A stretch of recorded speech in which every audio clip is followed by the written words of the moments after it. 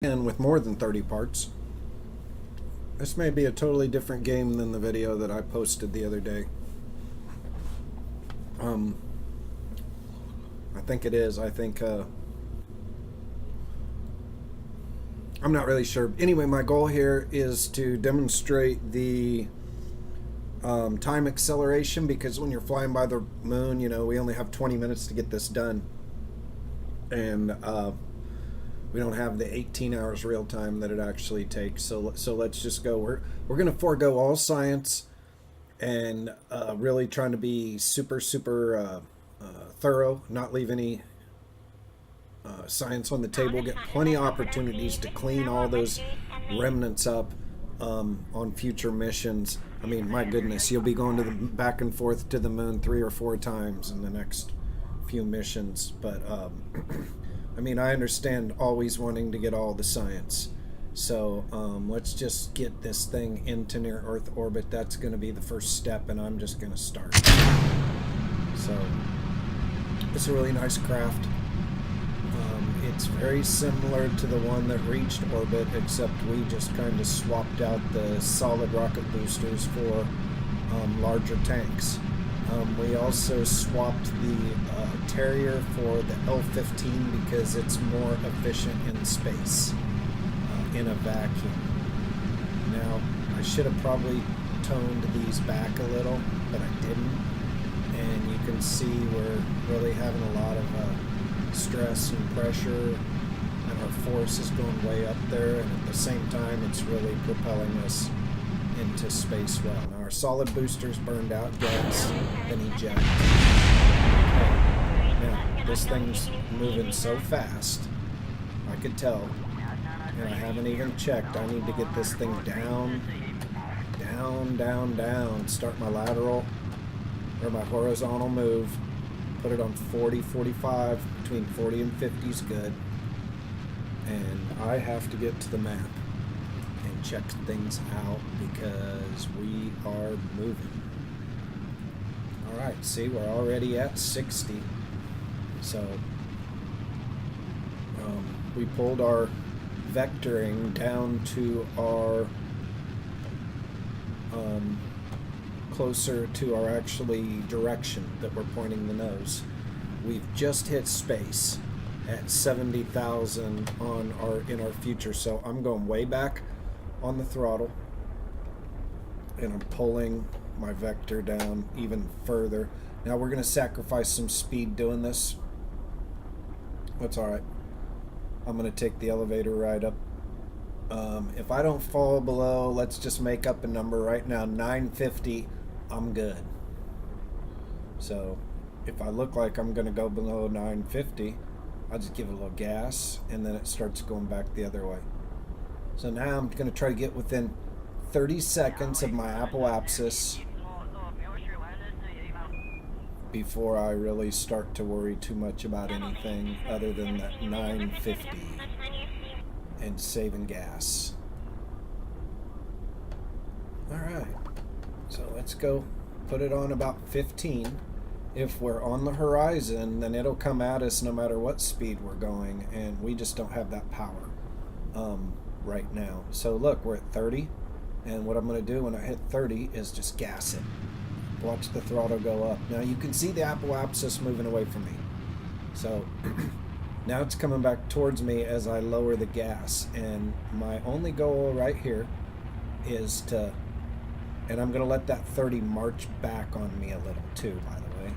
So it's going to change to 25 very soon. I'm going to put it on 10 degrees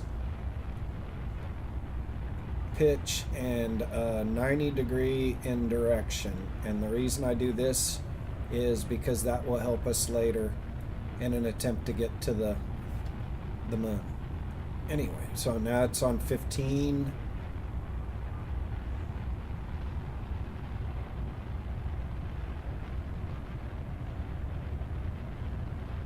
And it seems to be moving with me as my speed increases. So I'll back my speed off. I'm going to let that start marching back to me. My new number might be like 6. Now I'm going to go check my gas. Alright, looks like I'm doing pretty good on gas. I'm flying pretty good here. And the further I get away from my vector point is the worse my gas mileage gets. So, once again, gas. I'll try to hold it at 5.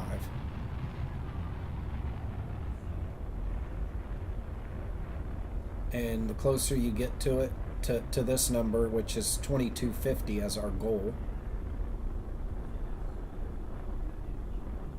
the better we go. And see, we're stuck at 6. We're stuck here.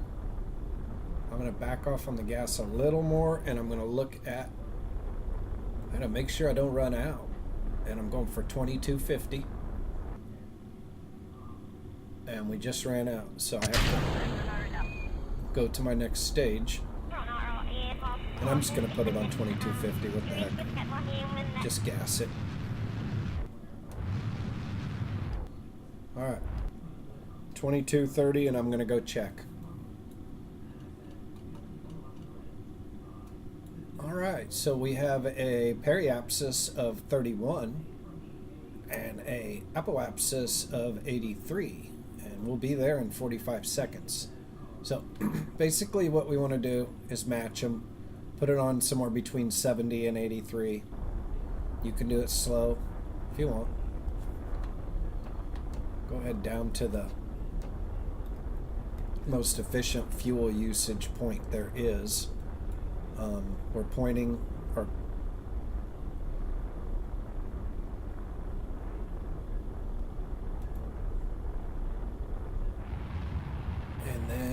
get this up to 70.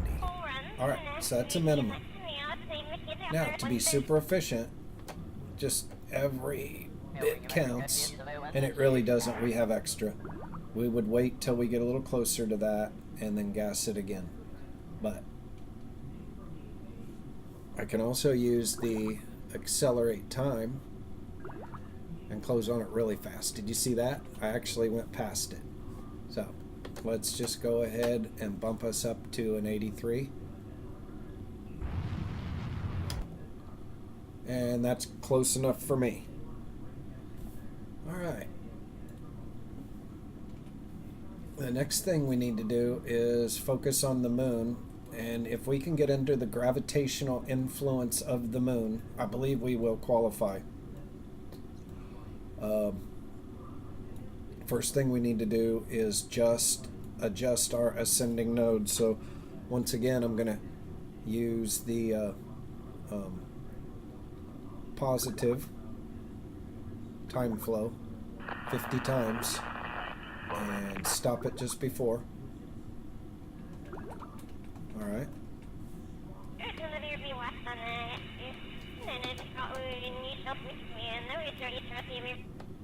And then we put it on the ascending node mode, and as we're closing in on this, you'll see it's an 8. We need to make it a 0.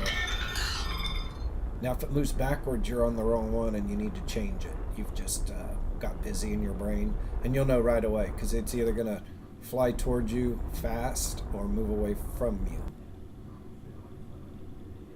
And you can just wait till you get a little closer, gas a little. If you want to try to give it the lowest amount of gas and have it move automatically with you, and then that's what I'm doing now. I don't no, just barely have anything going, and it's moving with me, and you'll see it change to 0 in a minute and then take off. And I want to stop it on the apoapsis node. Whenever I do that, it seems everything seems to work out better for me. Or you'll have this pointed straight at the moon, something like that. So, a little too much, but we're not going to worry too much about that. Anyway, next thing we need to do is go to the prograde mode. Okay, so we got prograde and retrograde and ascending and descending. It's all great.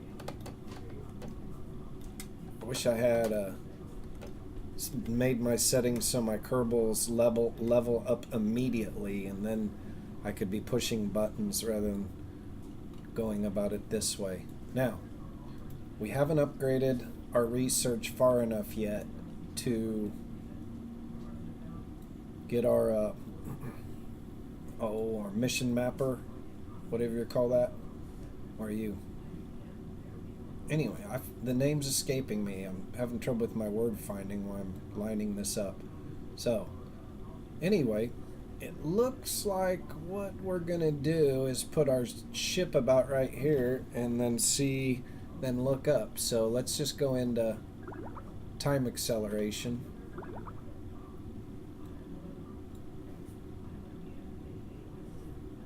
Stop it right there. Now, I remember something that we are owed an EVA report, and that would be above water or shorelines. So that's above the shorelines. We'll take it. We're bored. Is this a mountain range? EVA report. Above the mountains. Yes, it is. So let's board. Okay. Now we need to immediately get into our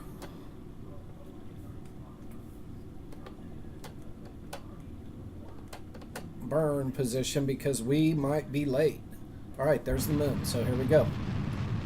We're basically pointed at it and we're going at it. And you should probably put it on 90 to do this.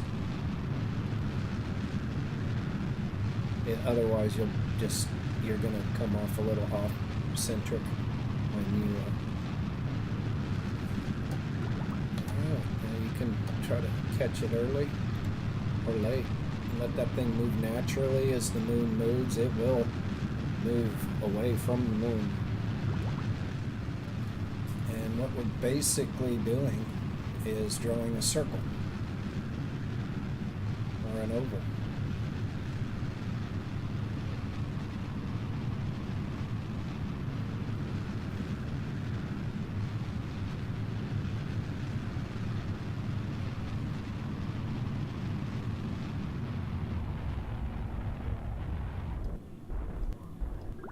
Dang, did we miss it and fly by it, messing around with our EVAs? Alright, it looks like we're going to catch it anyway. And that's fine with me. So what I'm going to do is shut this down to save electricity.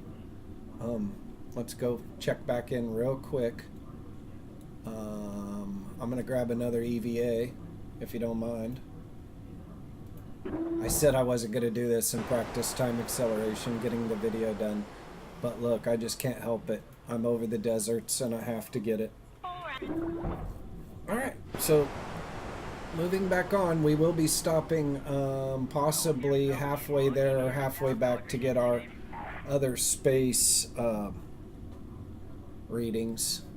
So right now I'm going to go into acceleration, and since we are not in orbit of the planet, it's going to let us accelerate at a really high rate. And you can see us moving right into the moon's periapsis. And then we will be under the gravitational influence of the moon. And here comes the real one. This is just a graphical representation.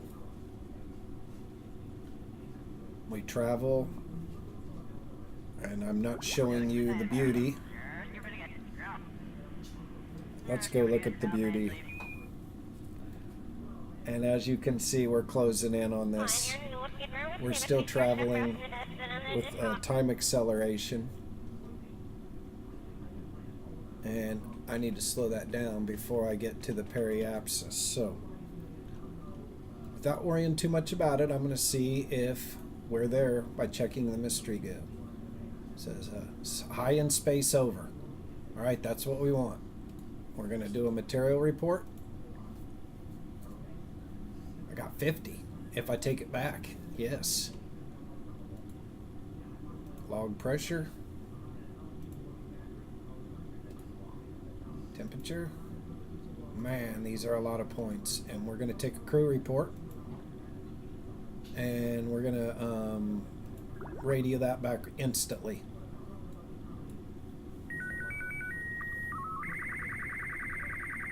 And that's so we can take another crew report later.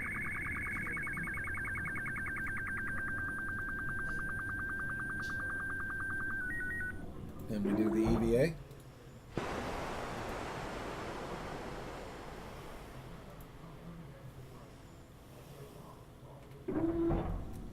Just look there, it looks like fly by the moon, and now I just have to return.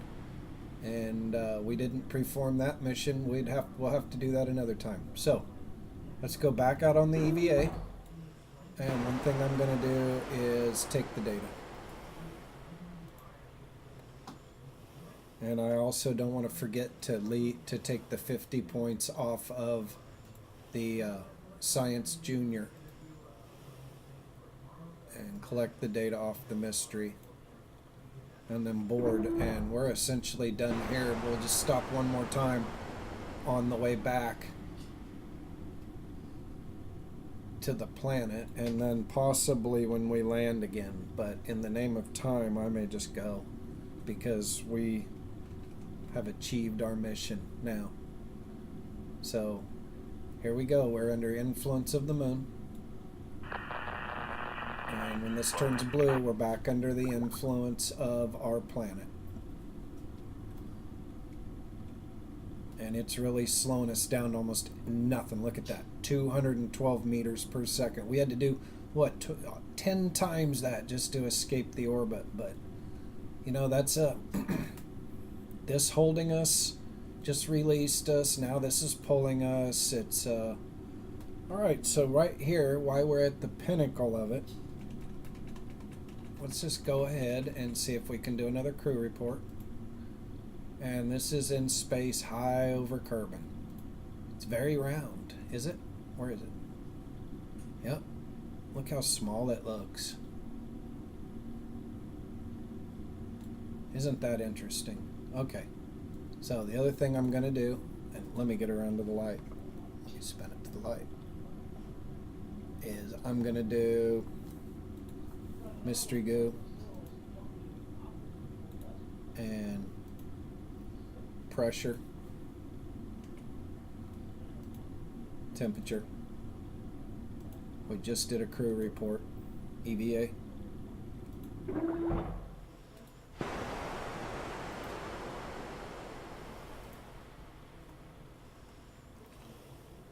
Now in high space over the planet and high space over moon is probably in reality wonderful comparative data. We can take a reading here, we can take a reading there, and then we see what the difference brings us. So that's called comparative data. But of course that's just a role-playing thought. Nobody's comparing anything to Kerbal from this to that. You're just basically doing your job, bringing it in, getting research and growing. So our next move will be to put our orbit at 70. Okay? And one thing we do is put that there.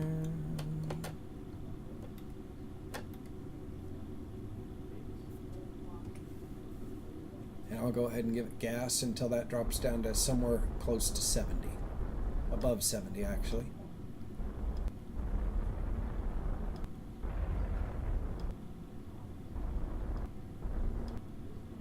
Alright, we went a little too far. And that would almost be okay, but that would mess up our time acceleration, and we'd have to sit through it without being able to accelerate through time as it entered into the crust and was pulled back out. So let's just put it on 70. 7,500, perfect. Alright, what we're going to do now is, maybe I'll come out for this because we can visually watch this, is let's point it towards the planet, and I'm going to accelerate in time. Wow, it really takes off, so it about got away from me. I put the hammer on the reverse. Alright, coming in fast. Alright, we're 1,000,000 away now. 1,000,000 meters away. And at this speed, it should stop us as we close in on the 70. And it did. Oh, no it didn't. Oh my goodness, that was terrible. That is not what we wanted to happen. So, anyway, we're in damage control now. We wanted to stop way before that. I'm gonna get a gas. And what you can see is me bringing this down. And it's also bringing me into the danger zone here, so I'm gonna try to pull that. Like that.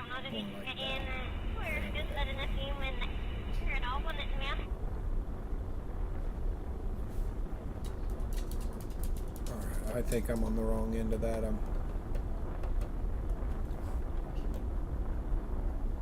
Alright, damage control.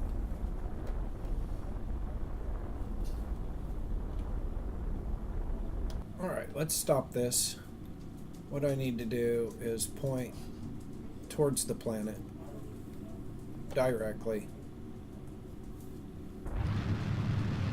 and pull this periapsis away. Oh, I'm doing it wrong. Yeah, see, that was me using the controls. Now I'm in damage control. Alright, we're going to grow that back out to 70 where we're safe. And hopefully we'll pull it towards us. But we're at 297. So, what I'm basically trying to do, and I got to check my gas to make sure. Ooh, I'm doing something bad. Okay, so let's just do accelerated time. I think above 4. I got messed up because it went above 4 and I was sitting there watching it, waiting for it to stop, and then it didn't. I'm like, oh, here it comes, here it comes. So it cost me time on the video, and now I'm making an extra step to do this. So, but this will be fine. This is going to show us the heat that builds up to when we come in hot. So, get around here. So I'm going to put this on like 30.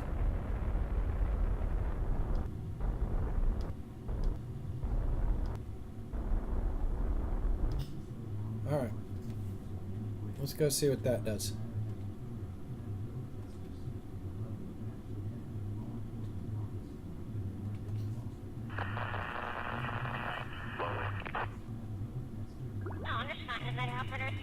Alright. So let's go in. We've already collected the science out of the instrumentation. So if it burns up in re-entry, we're not going to worry about it. We will get explosions. We'll get all kinds of stuff. We could avoid that by losing it now. And that may be the best thing. So, starting to heat up.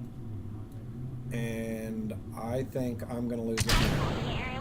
So what I've done is I've just given up all that. Which, there's no need to keep it. And we'll bring this back in. I'm going to go ahead and check my barometer. Yep, we already got that one. Temperature. Yep, already got that one. Would be a fool to go EVA, right? Turn into vapor.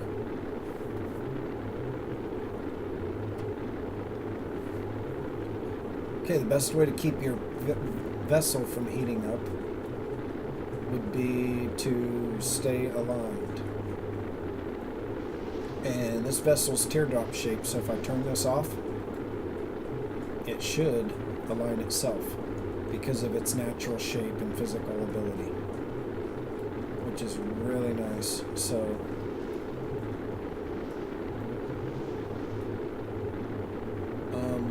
the parachutes are set up for automatic, so I'm going to pull the cord now. That means they'll just open at the appropriate moment. Looks like we're going to have ourselves a water landing.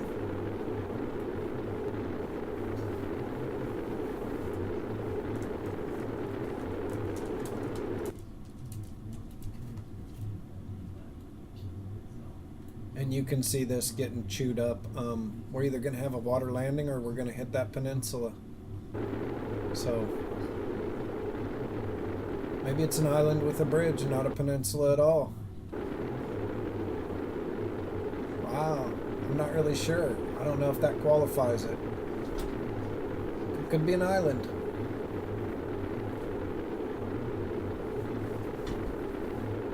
Oh, that looks like land to me.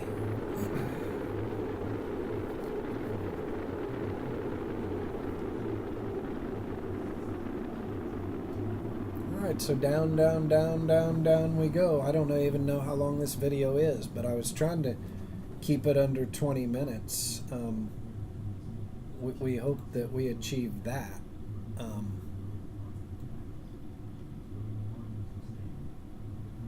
I did a other fly by the moon with 30 parts, which isn't as efficient, or really took all the efficiency and really by the skin of the teeth. This one, we had gas to spare.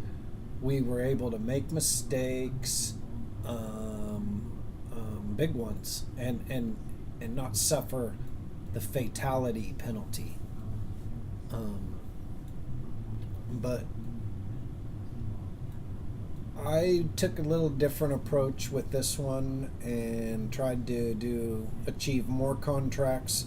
Instead of getting to my accomplishments quicker, I tried to do it by, one mission, 3 contracts, putting all the contracts together, and then performing them in one swoop rather than just kind of focusing on them 2 at a time or 1 at a time. I was trying to knock them out 3 at a time.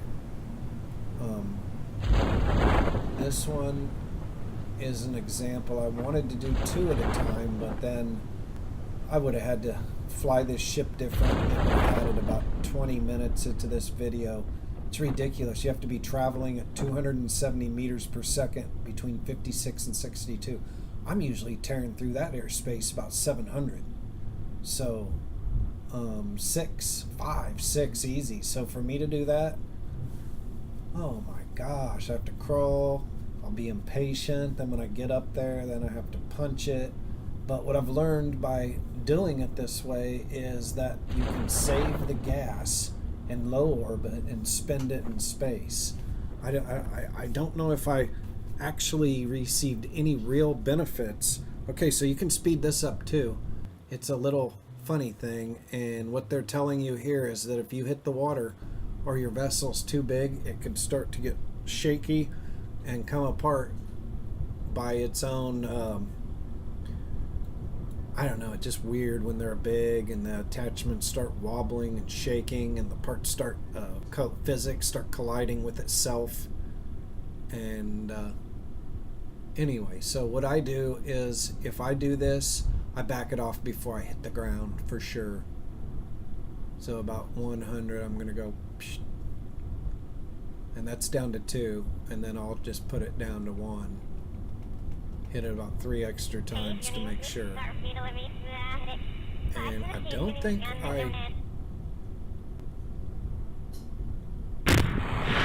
Okay, so I can review my report, and I have enough charge to send that one in. So I'm going to send it in if I'm within radio range. I'm not. So we're done there. Do we have water readings? Yes, we do. Do we have temperature readings in the water? Yes, we do. So I probably already have an EVA report done. So let's just count our science.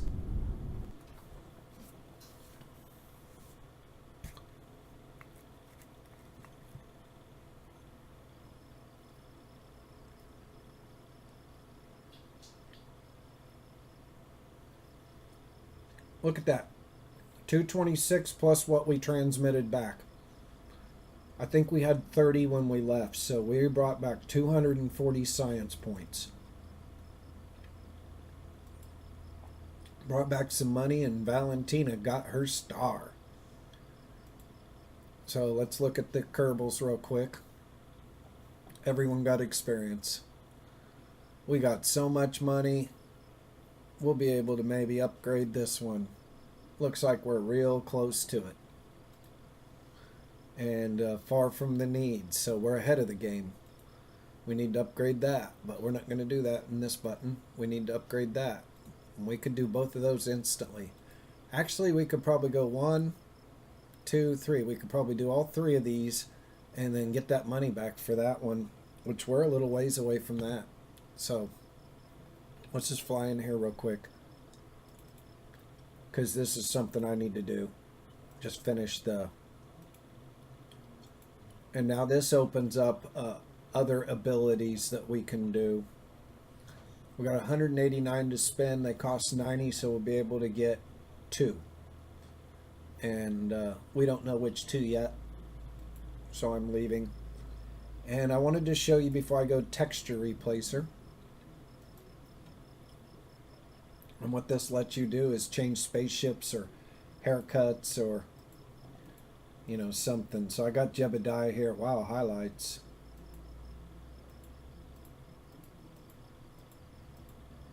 It looks like females here. I'm not going to give Jebediah a female cut.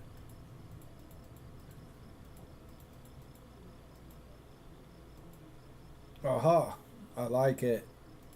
And then Bill, I'll do that. Bob, I'm going to go like that. Valentina.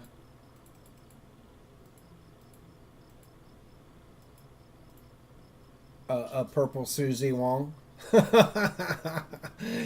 Anyway, so that's texture replacer. It makes it a little more fun, and then once you get about 12 different Kerbals, you really like the fact that they don't all look the same. Anyway, this is the end of my video of the Fly by the Moon. I hope it was in a better time frame than the last one.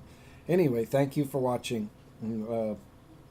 Have a great day.